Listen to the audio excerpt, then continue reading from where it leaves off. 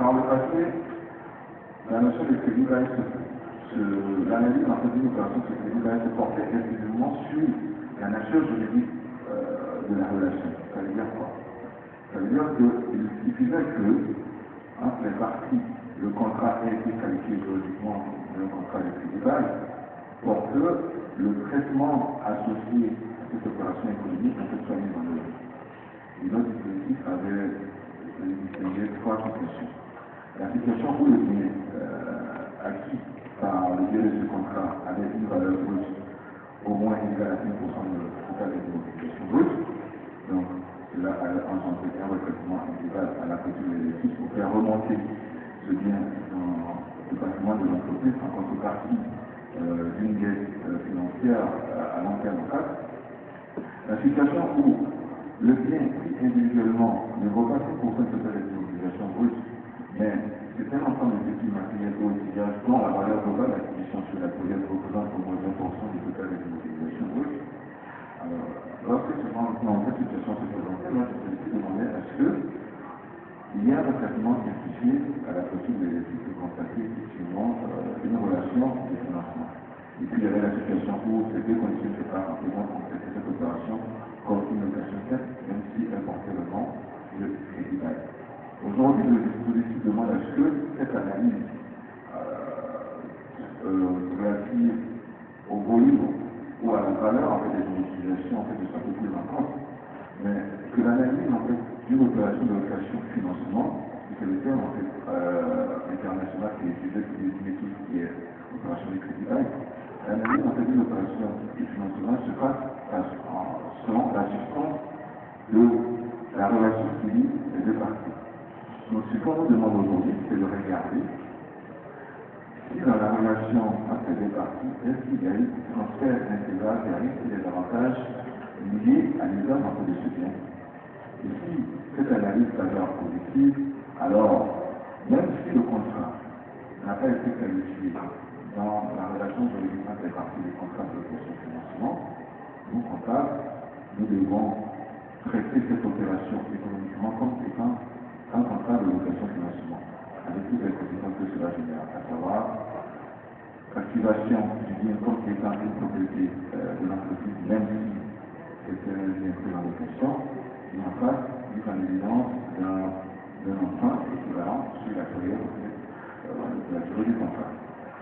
Au niveau des avantages à l'achat, par le passé, lorsque les avantages en nature étaient conciliés aux employeurs de l'entreprise, ces avantages en nature étaient d'abord enregistrés dans les comptes de charges par nature qui étaient associés. Par exemple, si vous payez le loyer du directeur général ou du directeur commercial financier, ce loyer-là n'était pas enregistré dans les comptes de la tâche bancaire, qui étaient les comptes de charges personnelles, mais qui étaient enregistrés dans les comptes de la tâche 62, les comptes de service, particulièrement depuis quand il y a eu location.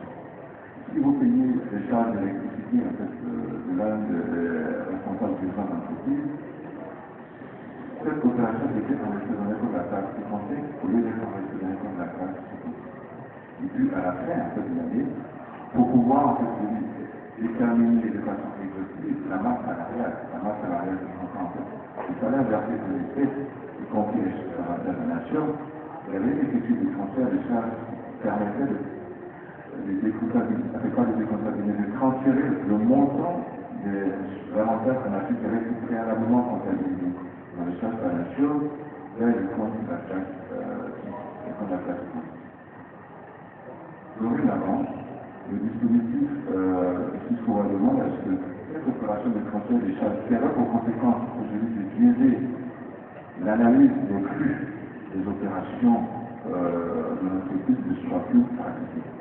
Donc, les avantages à nature vont rester dans le compte des avantages à nature associés et il faudrait seulement donner l'information dans les 9 années de l'état financier sur les avantages à nature contribués en fait aux dirigeants ou aux employés de l'entreprise, mais qui déjà dans les comptes avec le de nature sont considérés comme en fait des comptes d'exploitation. Au niveau de la réévaluation des bilan, Alors, notre dispositif ancien faisait référence, aujourd'hui, au niveau de ces articles anciens et 62 et 63, deux méthodes de réévaluation des bilans. La réévaluation libre et la réévaluation légale. Alors, dans ce dispositif légal, il était stipulé que la mise en œuvre en fait, de la réévaluation était décidée par les autorités compétentes. Alors, là où nous avons eu un problème, c'est de savoir, vu que c'est un dispositif communautaire, qui est l'autorité compétente? Est-ce l'autorité compétente au niveau des UEMOA ou les autorités compétentes nationales de chaque pays membre en fait, de la communauté des millions? Compte tenu du fait que cette stipulation en fait, nous prêtait à l'interprétation et à nos disant à se mettre en œuvre, il a été jugé opportun pour le normalisateur régional de clarifier davantage cet article en précisant que chaque pays, les autorités compétentes de chaque pays, pouvaient en fait mettre en œuvre la réévaluation légale. Et si les autorités compétentes de chaque pays pouvaient décider de qui pouvait, au niveau en fait des organes de l'entreprise, mettre en œuvre la réévaluation légale. Au niveau des états financiers de ce choix, par le passé, nous avions trois systèmes. Nous avions le système normal, nous avions le système allégé et nous avions le système minimal de trésor. Dorénavant, je suis dit que deux systèmes. Le système normal et le système minimal de trésor. Le système allégé, qui était par le passé pour les entreprises qui avaient un chiffre d'affaires compris 150 millions et 250 millions, a été supprimé. Donc maintenant, soit on peut être en normal ou en système minimal de trésorerie. Au niveau de la dépréciation des stocks, ici, l'attention du normalisateur a porté particulièrement sur la dépréciation des stocks de matières premières, de produits liés et consommables. Pourquoi? Parce que, on peut rendre compte, par les professionnels, lors de nos différentes missions de suivi de contrôle, que la dépréciation des stocks au niveau des technologies liées, qui fait des intrants dans le processus de transformation de produits finis, était traitée de la même manière que la dépréciation des stocks des marchandises. Les marchandises, pour pouvoir déprécier les marchandises qu'elles produisaient, à la côté de l'exercice, on regardait la valeur de réalisation de la marchandise sur le marché, on comparait à son coût d'entrée.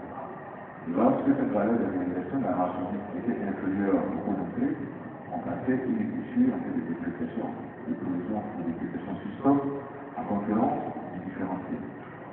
Dorénavant, il est stipulé que cette démarche qui est valable pour la marchandise du chapitre mise en œuvre pour les matières premières et les consommables de la productivité.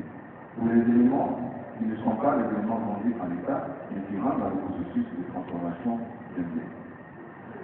Dorénavant pour ces derniers-là, la référence en termes d'application des valeurs devra être la valeur de réalisation du produit fini principal pour lequel ils ont été acquis. Donc, avant de déprécier une matière première, des fournitures liées ou des consommables, il faudra d'abord s'assurer que la valeur de réalisation du produit fini sur le marché est inférieure au coût de revient de ce produit fini. Si c'est le cas, vous pouvez déprécier la matière première si vous avez constaté qu'il y a des années de dépréciation en fait sur cette matière première. Mais si ce n'est pas le cas, il va que vous ayez constaté une dépréciation de la valeur de réalisation de la matière première sur le marché, mais si la valeur de réalisation du produit principal pour lequel elle a été acquis n'a pas été dépréciée, alors il n'y a pas eu de conséquence de dépréciation. Rapport par composant. Dorénavant, par le passé, lorsque nous achetions des biens tels que les vineuses, qui peuvent avoir plusieurs composants, à savoir la partie en mur et éventuellement les ascenseurs, qui sont des biens intégrés dans le processus de construction, par le passé, nous comptabilisons l'ensemble en fait, de la valeur de ce ouvrage comme étant un seul composant, un seul bien, un seul élément, construction. Alors que, et amortissable, ces éléments qui étaient pris dans leur ensemble pour amortir sur la durée du bien principal dans lequel ils sont incorporés. Un immeuble qui peut faire 50 ans comprend déjà sur la culture qui fait 20 ans, et quand on a enregistré l'ensemble de la valeur des immeubles et des ascenseurs sous la rubrique construction, on a amortissé l'ensemble sur 50 ans. Alors que l'ascenseur, 2 années après, c'est extrêmement difficile à travers la hauteur. Pour que nous soyons logiques avec la situation financière de l'entreprise, j'ai demandé maintenant que nous fassions une analyse en substance de chaque composant des biens, et si nous constatons qu'il y a des éléments là-dedans qui ont des durées d'utilité différentes de la valeur de l'ensemble ou de l'ensemble des composants des biens, que nous fassions ressortir ces différents composants-là et que nous amortissions la valeur de ces différents composants sur leur durée d'utilité respective. En ce qui concerne les coûts de démonstration, il faut savoir que il y a certaines activités pour lesquelles la relation contractuelle établie entre les opérateurs et l'État de Côte d'Ivoire les oblige à la fin de l'exploitation à démanteler les sites. Il s'agit parfois des sites d'extraction minière, il s'agit parfois des sites d'exploration pétrolière, il s'agit parfois de certaines stations services que nous connaissons particulièrement ici. Alors, en quoi consiste le démantèlement? Le démantèlement consiste à enlever tous les ouvrages de ce que nous avons placés sur les sites pour pouvoir exploiter notre activité. À enlever de telle sorte qu'il n'y ait plus de traces de l'existence d'une quelconque activité en fait, qui s'est déroulée sur ce site-là. Alors, vous voyez évidemment que ceci, en fait, de situation, a forcément généré des coûts. Les coûts, d'abord, pour l'enlèvement, en fait, des différents équipements qui ont été installés, et des coûts aussi de remise en état de l'environnement. Et ce coût-là, nous, avant, avec la lancée du dispositif, nous n'avions pas l'obligation de pouvoir les prendre en compte au niveau de la valeur de l'actif. Maintenant, il est demandé à ce que, dans la valeur en fait de l'ensemble, on intègre aussi les coûts nécessaires pour réaliser le démantèlement, la rénovation du système.